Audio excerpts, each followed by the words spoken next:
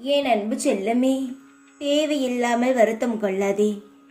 நீ உன் வாழ்க்கையில் தத்தளித்துக் கொண்டு இருக்கிறாய் என்பதை நான் அறிவேன்.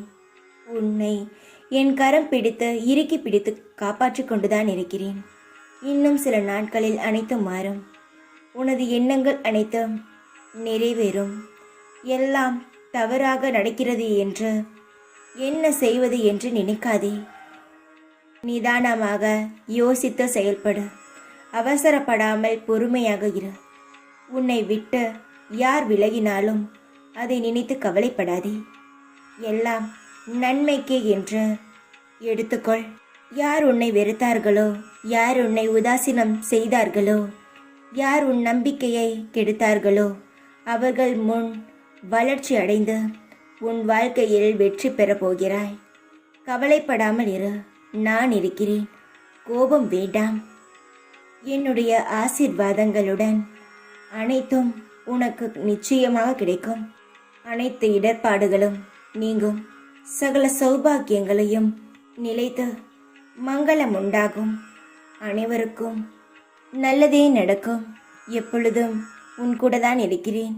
என் மகளே, என் மகனே, நான் உன்னை பார்த்து கொண்டுதான் இருக்கிறேன்.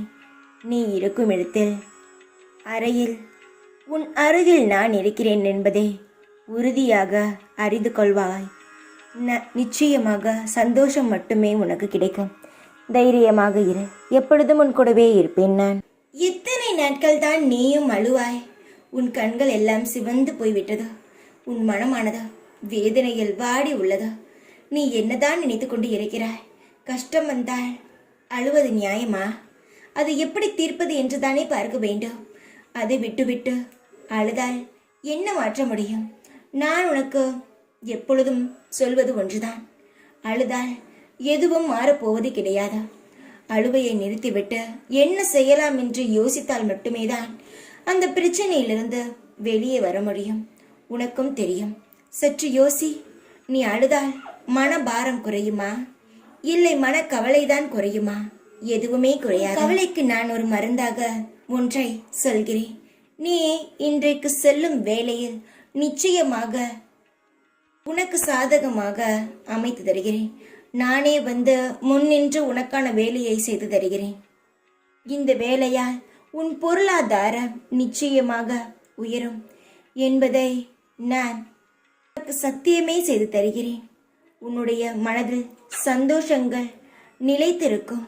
உன்னுடைய வாழ்க்கையில் கஷ்டங்கள் அடியுடன் விலகும்.